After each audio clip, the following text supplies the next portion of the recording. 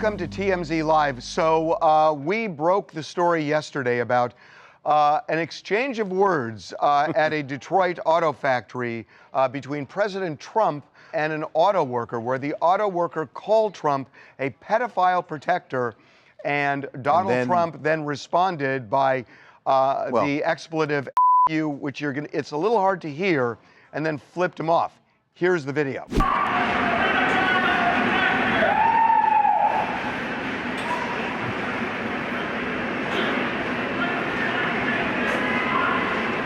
Well, there were consequences, and the first consequence is the auto worker has been suspended. Right. TJ Sabula is the person who was on the floor of that factory and yelled out those words to the president, and clearly, I think, based on the video, made eye contact with the president pointing at him, there was Secret Service pointing at him, so he had to suspect there were going to be consequences. He has been suspended, as you said, but he has also said he has absolutely no regrets in making the decision to yell that out at the president. So it really raises some interesting issues about what people can and can't do on the job.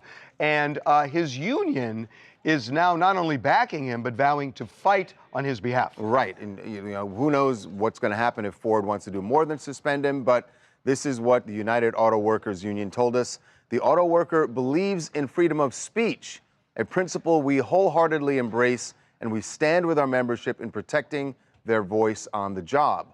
The UAW will ensure that our member receives the full protection of all negotiated contract language safeguarding his job and his rights as a union member. So they are not going to back down to the president. Basically, what they're insinuating here is, in case there's any pressure coming from the administration on Ford to do something, which would not be shocking. The union is going to stand with TJ Sabula. Yeah, and I'm not surprised, too. At this particular union, they supported Kamala Harris during the election, so I think they're not exactly Trump fans.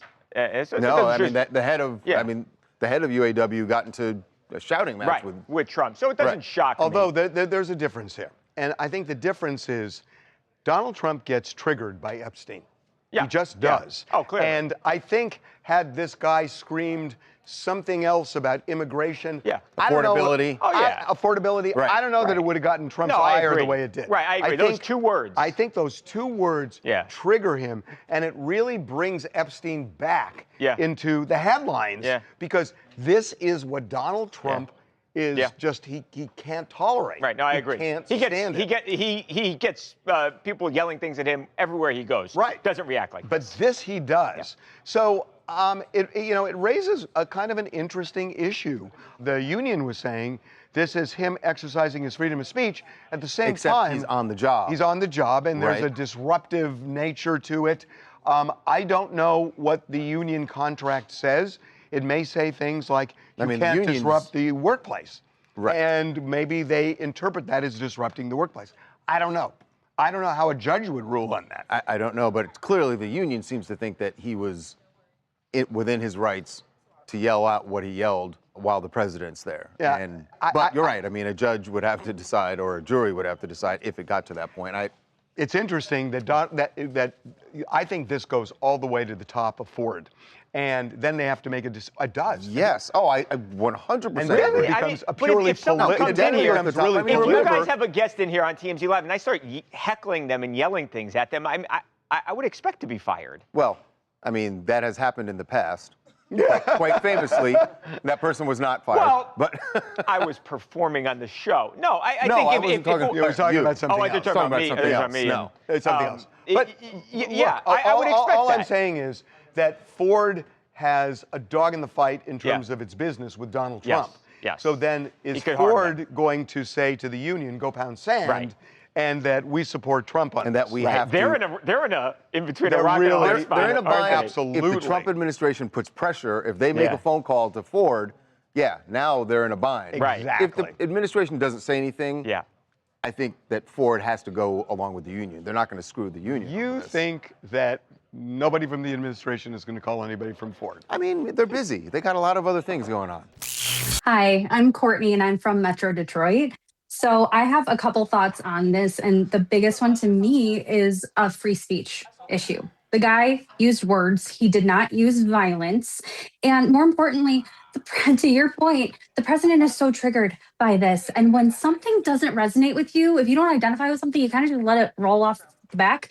And he did not do this. No. And more importantly, a president, it's literally in the job description. You have to be able to receive criticism and insults with some modicum of grace and maturity. And I don't really think that he's very good at doing that. Have you been watching the news in the last year?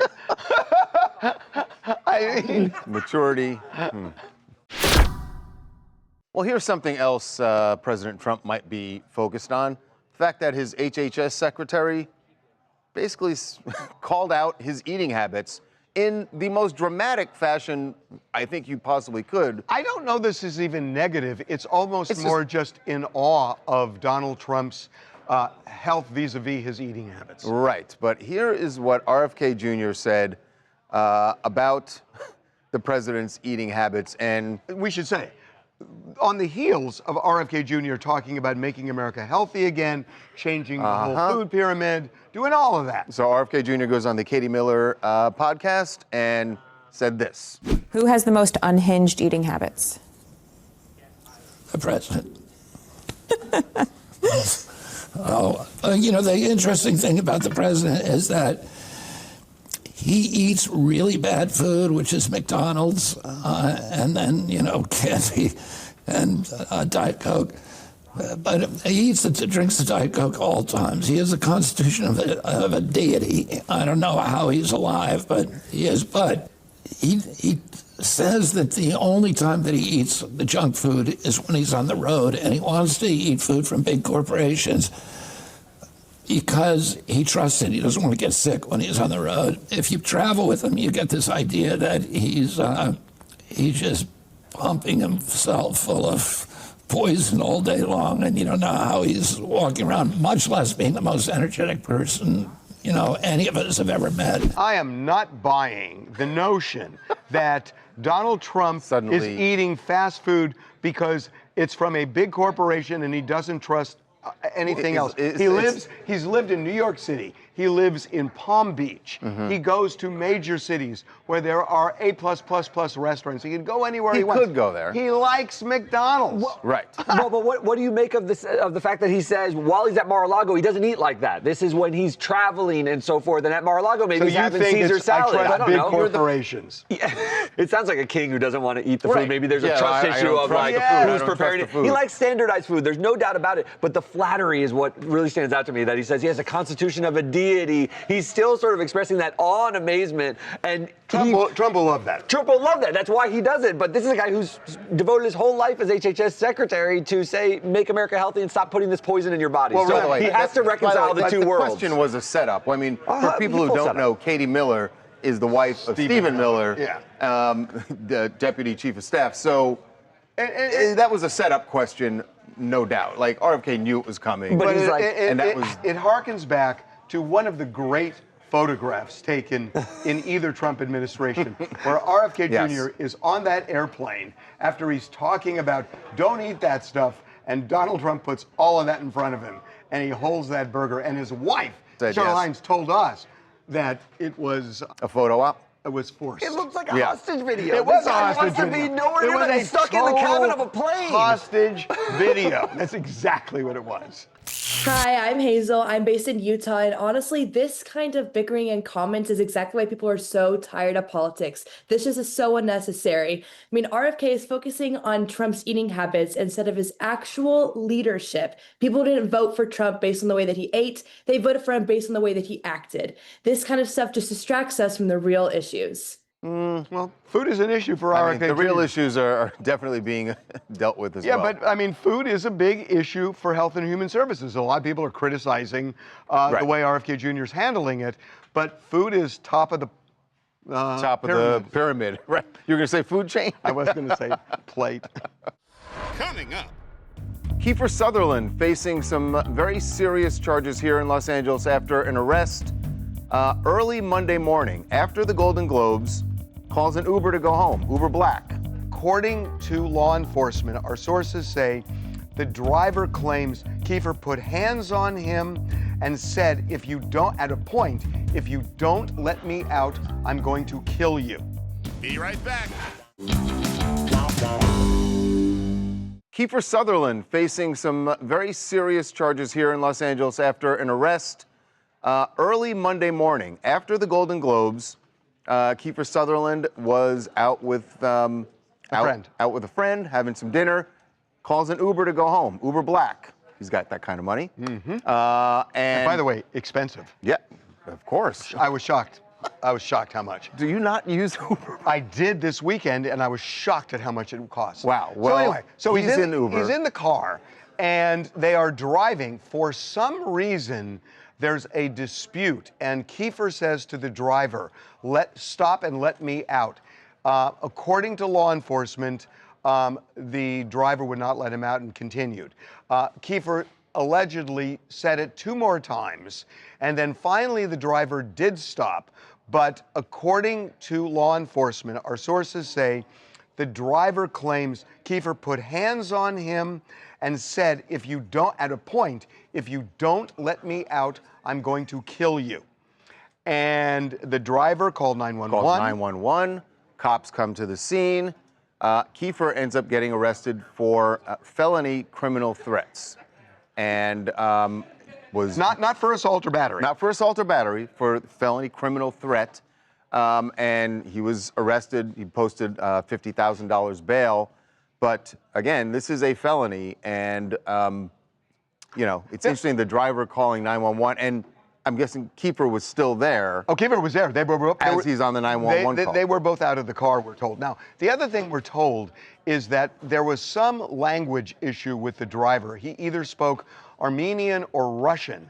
And when cops arrived, he had actually asked if he could get some kind of a translator because he was having trouble communicating, and the cops obliged. So we don't know it. He's having trouble communicating with the cops. More likely he's having trouble communicating. And we don't know if that we don't know what triggered the dispute. But we do know Kiefer said, pull over, but there was some reason he said pull over before he got to the house. Here's what is a little bit confusing for me. The facts that you've just laid out to me suggest that I don't know that Kiefer Sutherland did anything wrong. He's instructed this guy to pull over a few times. The guy's refusing to do so, according to what we've heard. The facts will play out.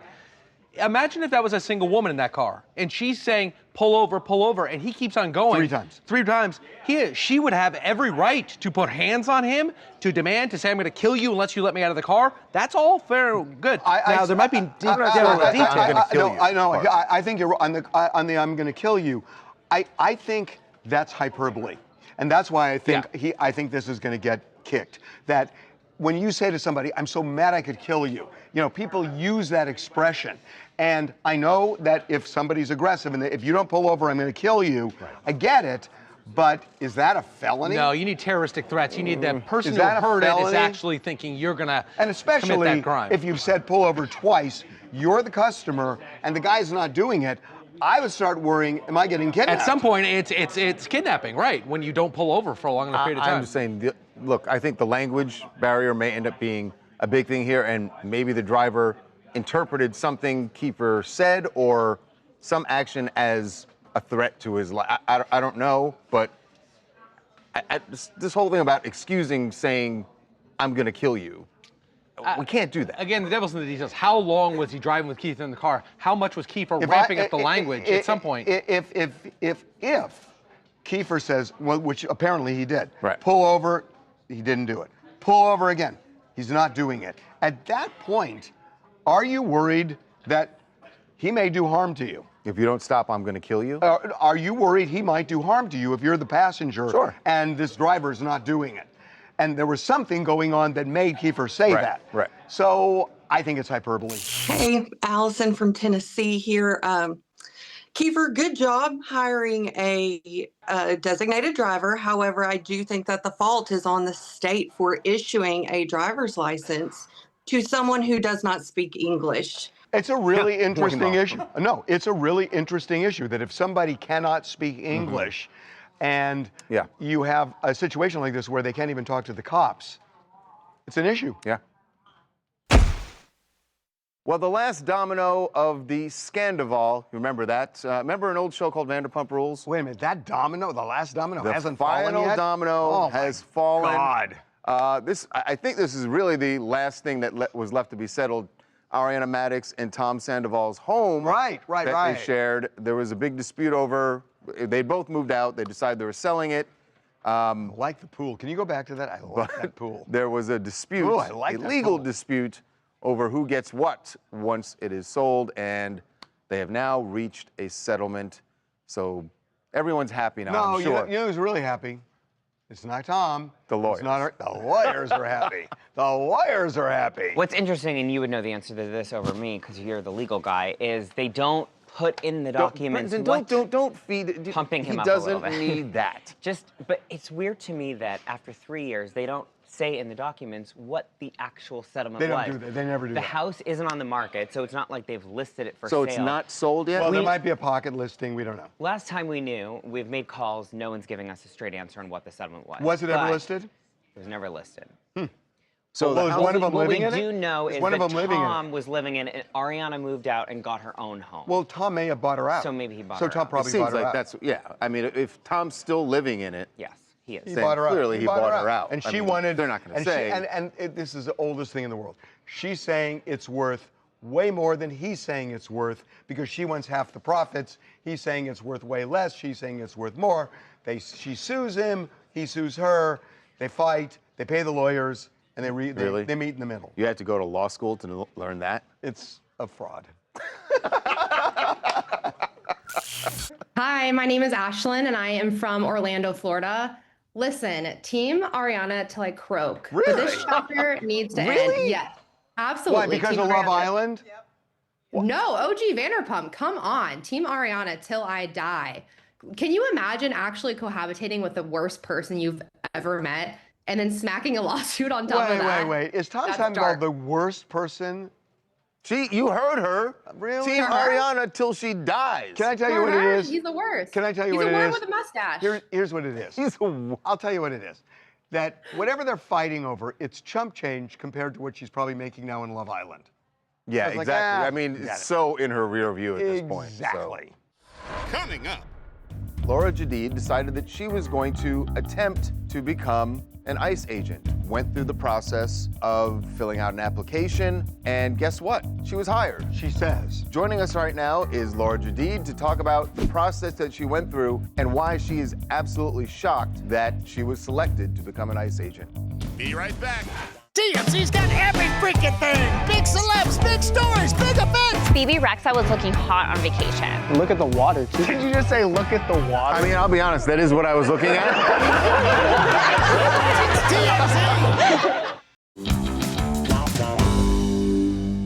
Well, ever since the events in Minnesota last week where Renee Good was shot and killed by an ICE agent, it has put a renewed focus on ICE agents and who is being deployed, what their training is. And there's an independent journalist who actually had been already thinking about that. I'd imagine with all the raids that have been happening across the country. Yeah. And Laura Jadid decided that she was going to attempt to become an ICE agent. Went through the process of filling out an application, and guess what? She was hired. She says. Says she was hired. Now, Homeland Security is disputing, and we'll get into that in a minute. Right. But joining us right now is Laura Jadid to talk about the process that she went through and why she is absolutely shocked that, as she puts it, that she was selected to become an ICE agent. Laura, welcome to TMZ Live. Well, thanks for having me. This is all very surreal.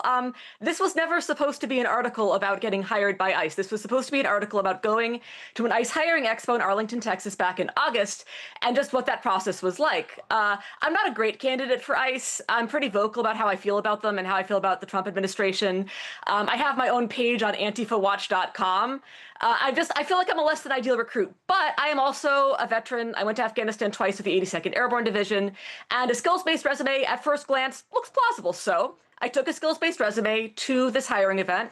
I handed it in. I did an interview. It took all of 6 minutes. They didn't ask me very much, basically just basic information, name, date of birth, military status, all that stuff.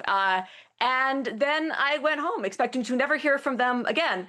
I was so wasn't looking really, so I missed the tentative offer letter that came in a few days later. It sunk to the bottom of my inbox. The tentative offer letter said that I needed to accept within 48 hours. It had some paperwork I needed to fill out, including an affidavit that said I had never committed a domestic violence crime, background check information paperwork, stuff like that. Didn't fill it out. And yet, a couple weeks later, I get an email from LabCorp saying ICE would like you to take a drug test, which was unfortunate because cannabis is legal in New York City and I'd partaken 6 days before, but you know, why not? I went in, I took my test, and I waited. And I know they're supposed to call you if you fail. And after about 9 days, I was curious. So I logged into the ICE hiring portal, and what I saw, and what you can see on Twitter or Blue Sky right now, is that not only was my drug test apparently not an issue, but I apparently had a final offer. It said that I had accepted the final offer. I had an onboarding date of September 30th, which is 3 days before I was looking at this, and a nice little sign that said, "Welcome to ICE." It was not what I was expecting. So let me back this up a minute. So you were in the military, and what you're flagging is that you smoke marijuana, and that federally it's not recognized, although Donald Trump is trying to kind of declassify it right now to a lower type drug. So for a lot of people watching, you know, whether you tested positive for marijuana, that doesn't feel like the egregious oversight. Is there more that should have gotten you rejected? Yeah, definitely not. That's not the problem. It was the catalyst for me checking. The problem, again, is that if you type my name into a computer, you will immediately find that I am very vocal about how I feel about ICE, how I feel about Trump. I've written articles with titles like "What I Saw in LA Wasn't an Insurrection, It Was a Police Riot." I am simply not what they are looking for as an ICE officer. But weirdly, doesn't that make them more tolerant? No. Well, I think... You know, here's the thing about that. Like, if I was applying for McDonald's, I feel like they would look at my social media, and if all I was saying was I hate McDonald's, I feel like they wouldn't hire me.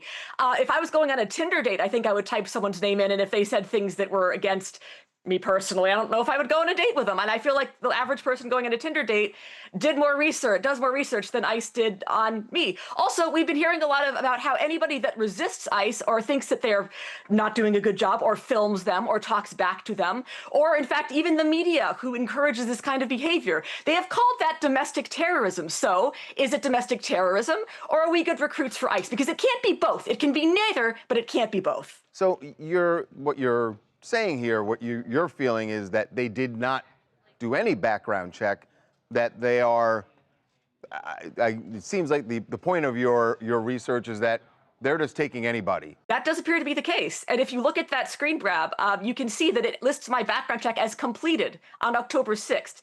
This screenshot was taken on October 3rd. So it's odd that it was completed in the future, and it does seem like they might not have actually done it. Right. So Homeland Security is saying they never actually gave you a job offer. This was tentative. I get you're saying that you did get that tentative selection letter. But you got the tentative letter, which they're acknowledging. They're just saying that there wasn't a final selection because you still had to check a box and send it in. To me, neither here nor there. I'm just wondering, you know, is your military service something that kind of makes you an automatic qualifier because you did serve in Afghanistan, you told them that. So, I get what you're saying. I mean, I did a story once, you know, about the FAA certifying people to fly who shouldn't be certified. And I went to a bar and got drunk and then went to one of the FAA doctors and he approved me. And I was somebody who clearly shouldn't have been approved. So I'm looking for that egregious thing that they overlooked. I mean, again, I think the egregious thing they overlooked is that every day I'm engaged in activity that they are describing as domestic terrorism. It is not. I am not a domestic terrorist. I'm not associated with Antifa because Antifa is not an organization. It's anti-fascist, which I consider myself to be. But the fact is that I'm engaged in behavior that the Trump administration often says is dangerous. So is it dangerous, or am I a good hire for ICE? Because again, it can't be both. And also, they can say they didn't give me a final offer, and maybe they didn't. I don't know. Maybe I misread the thing that I have posted. I reached out to them for a comment. They did not get back to me. All I know is that it says final offer with a green check mark and then welcome to ICE. So it's very hard for me to imagine what else that could possibly mean. Yeah, I get why you would read it that way. Very interesting what's going on as far as recruiting of ICE agents. This gives us maybe a little window into a part of hiring process. Laura, thank you so much for joining us. Thanks, really Laura. appreciate it. Hey, great to be here. Thank you very much. Really appreciate it. Coming up.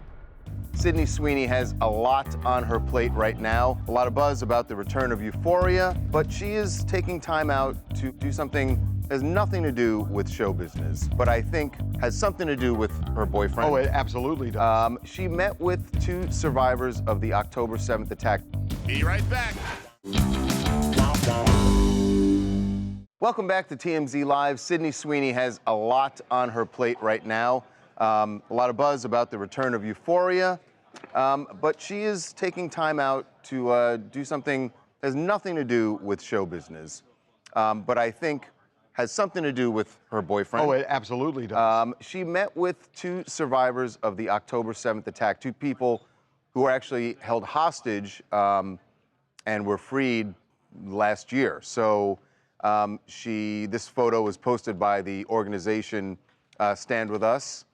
And this is Sydney meeting with the survivors, and Scooter Braun is the organization and the survivors had great things to say about that meeting. Scooter Braun, her boyfriend, has been really intimately involved with that group and has been very active since October 7th. And it is no surprise that he's kind of introduced Sydney to that world. I think it also speaks to the fact that from all indications, she is in a really serious relationship with Scooter Braun. Yes, I think that is clear, and I think, look, I'm not at all questioning her motives for doing this. I think you're right that Scooter has introduced her to her, shown her how important it is to him, and that she clearly agrees with the organization's message, and that she, in fact, after the meeting, the organization said that they made a reference to her jeans and said it's not just the jeans that fit, it's her great values. It's so interesting. They made a reference to the jeans, which a lot of people the American kind of Eagle thing, which confused was for the, or not even confused. I mean, said that it was it's a dog whistle for the Aryan nation. Outside of that, I think it's just important that, and I feel like that was the point with bringing up the jeans, is that was the huge Sydney Sweeney moment of last year. Or at least the latter half of last year. And so it shows that she has a lot of clout and a lot of pull and is able to bring a lot of people's attention to certain issues. And this is one of the things where a lot of celebrities didn't seem to be doing it so much, or were very tiptoeing around. A lot of celebrities are staying away from that. that. Sydney Sweeney, stepped up and actually did this. And there's no words to it, but it shows that there's an attention to it. But to your point, I think they referenced the American Eagle ad intentionally to say, that's not what that was about. Right. Because if it was, she wouldn't be here doing this with us. Right. Yeah. She wouldn't be dating Scooter Braun either, though, frankly.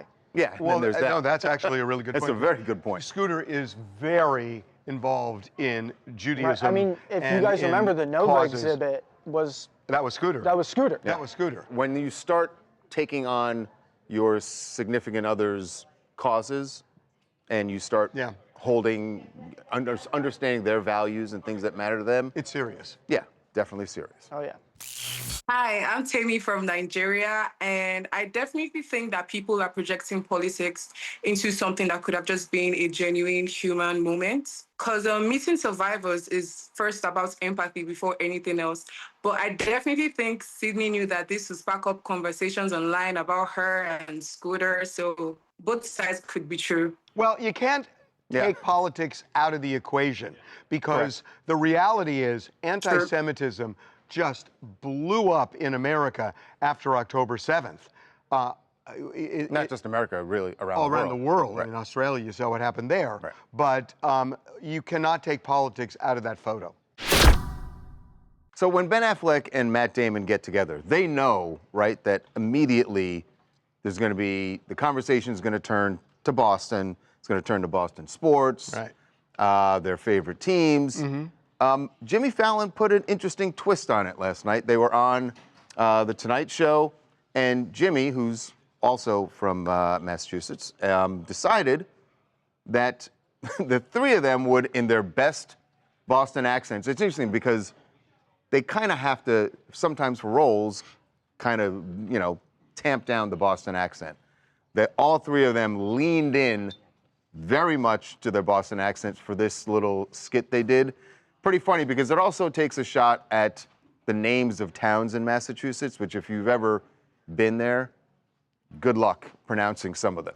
Abington, Acton, Acushnet, Adams, Agawam, Alfred, Amesbury, Amherst, Andover, Aquina, Arlington, Ashburnham, Ashby, Ashfield, Ashland, Athol, Attleboro, Auburn, Avon, Aya, Barnstable, Barry, Beckett, Bedford, Belchertown, Bellingham, Belmont, Berkeley, Berlin, Bernardson, Beverly, Billerica, Blackstone, Blandford, Bolton. I can watch Those it are forever. all real names. By the way, they haven't even gotten to the ones that like you look at it and go like, what? They said How do Braxton. I know Braxton. You know Braxton? Yeah. Okay. Braxton. God, that was really entertaining. Yeah, they went on and on. They went through every single town. They could have cut it short after a few cities. Like, we get But then it. it wouldn't be funny. But then it wouldn't be funny. The humor comes in, you keep going. You're like, oh my God. The real takeaway here is Jimmy Fallon's a New York guy. Why is he dressing up in Red Sox gear? A lot of people are upset about that. No, I thought Saying, he's "Take from the-" Massachusetts. He's actually from I New know York he City. played a Boston fan in Fever Pitch, but I didn't think that means he was this from is a there. good point. See, in order to do his job, Jimmy pretended like he was a guy from Boston, right? And how should Boston people take And that? my point is, this whole thing about Ben Affleck won't wear, what was the movie they were shooting? Oh, where he's he like, wouldn't wear a wasn't hat. going to wear a Yankees cap. Yeah. It's a role, man. It would have been fine. Where's he Jimmy from? Fallon's Just put doing it it on. on a They Tuesday stopped night. Oh, he's from New York production. City. You're right. The He's from New rivalry York is City. over. Consider it over. Thanks, Jimmy Well, Fallon. You hold killed on. the rivalry's biggest not- rivalry in The rivalry's sports. not over. But the guy's got a job to do, so he can play a role. It's fine. No, you guys go ahead and do it. I'm going to sit back in my Yankee cap. That's what he should have said.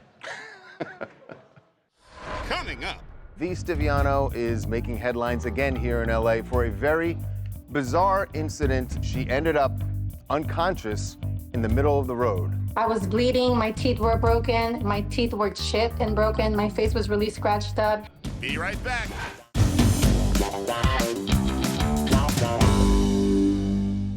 One of the biggest stories TMZ ever broke involved Donald Sterling, the former owner of the LA Clippers.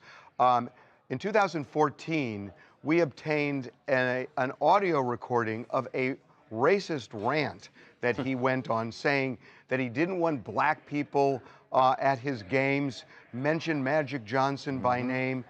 It caused not just a stir, but it was a national story. A huge upheaval. Changed basketball. Upheaval in the NBA, and Donald Sterling lost his team. His team. The Clippers now have under new management. So as he was speaking with a woman with whom he had some sort of relationship named V. Stiviano.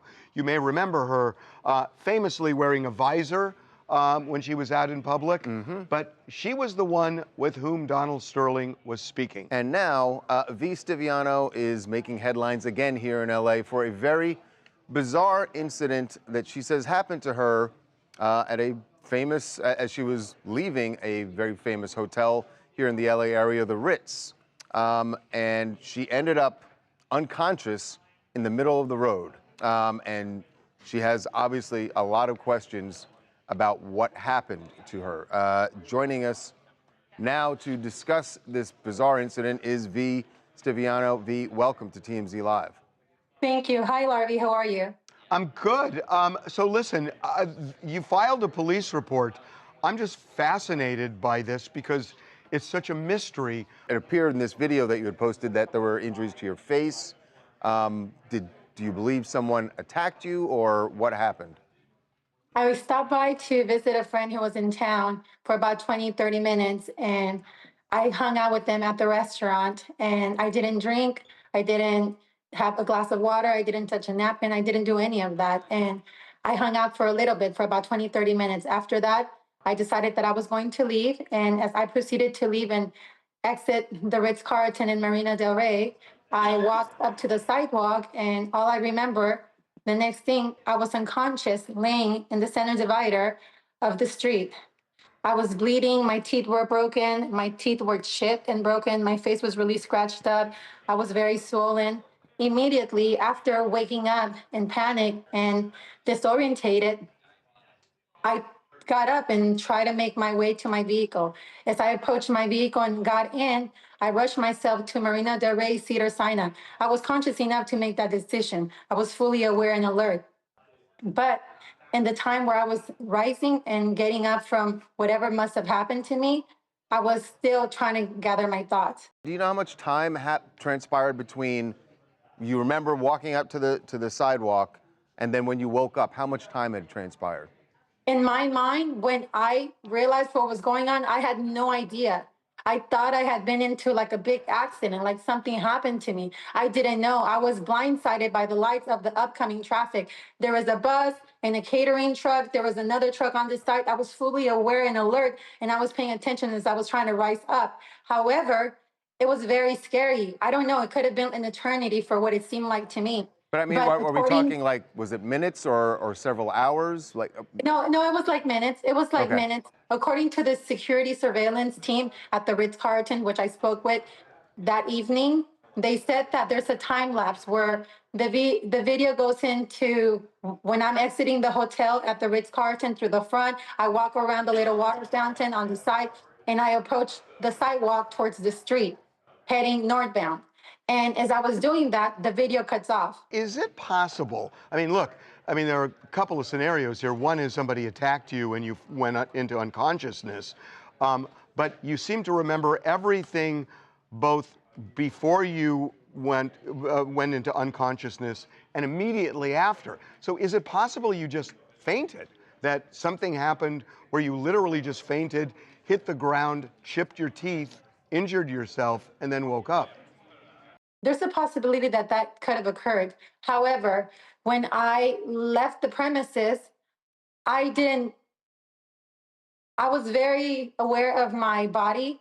I knew what was going on. I took myself to Cedars-Sinai and Marina Del Rey so they can check my vitals and make sure that I was okay, because I don't have any medical history of anything. I'm pretty healthy for the most part. I could have been attacked. I could have fainted. What seems to get to me is the fact that all these vehicles were around there. There was a valet right within the same vicinity of where I was at, and no one seemed to have seen anything.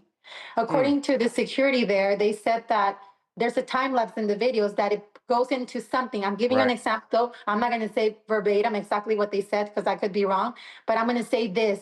In other words, they said that from 9:06, that's where it cut off when on the sidewalk. And then at 9:08, it comes back in. So at 9:08, it comes back in. So there's no video footage of what transpired. And the only way that you can get that is if you get a court order, a subpoena, or if you have a police report. So right now we're working on that, and we're trying to figure out exactly what happened. Let us know if you are able to figure out what happened. Get the security footage, because then at least you'll be able to see what happened. We will follow that on our website for sure. Thank you. Yeah, that's exactly what I'm working on. Okay, Just let us safety know. overall. It is good talking to you after all these years. Appreciate Yeah, it. of course. Thank you. Bye. Coming up. I got such problems with this. Girl code. I hate this concept of girl code. Charlie Sheen's daughters are in a beef because Sammy is saying that Lola is secretly dating Sammy's ex-boyfriend. I think there should be a tagline to dating. When you're done, you're done. Be right back.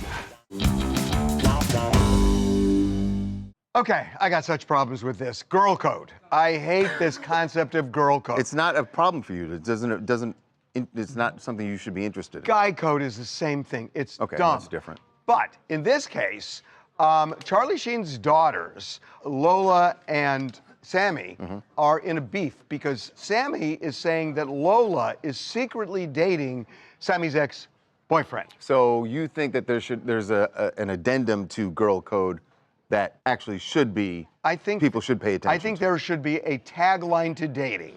When you're done, you're done. Sammy for siblings, there's gotta be. Sammy does not I own. get your point about Sammy does girl not code. own No, but this is weird. You don't want your Hold on, your sibling, sibling? ex. Why? Because that's weird. You're like sharing kind of the same person. Here's the thing. They've probably been Oh, yeah, around each other sharing. more, and in they a like way. each other. There was no overlap. And if she's now dating him, but it's important to say if, because Lola is I will say saying Lola it. has come out. She said that she's never one to defend herself against her sister, but she couldn't let this one slide, and it's not true at all. She is single and not talking to anyone. But now I want to know especially why her ex. Sammy thinks But that if it Lola I know. is dating. Now I'm curious. who cares? It's like you don't It's kind own of a big people. deal. You don't own people. She And when doesn't you're own done, him, you're but right. It's odd. You're right. You don't own people, and I agree with you on that.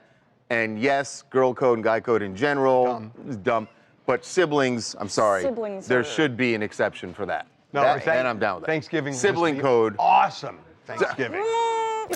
I'm Victoria Taylor. I am from South Florida. So I think that Lola just wants to be like her bigger sister. I'm a big sister myself, and I know my little sister just copies everything that I do. I feel like it's more along those lines. However, she doesn't want the reputation that her sister has. So I think that's why she's trying to keep it I got to stop you. If hush, your hush. sister dated one of your ex-boyfriends, how'd you feel? I would feel bothered. I would feel like she's trying to, take something that was mine. I would feel the same way, honestly. But you got a wedding. You got a wedding ring on. Are you married?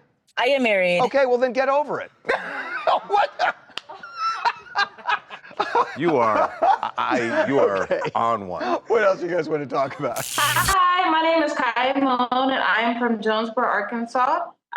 Today I am talking about the comment made by John F. Kennedy Jr., and I just found it quite interesting that Trump is trying to ban the purchase of junk food and soft drinks and things of that nature when that's all he eats on a day-to-day basis. I get your point, but that's the whole RFK Jr. wants to change those things. That's part of his campaign. But he's not trying to ban it either. He's just saying Not it's trying not to good for ban you. it, right?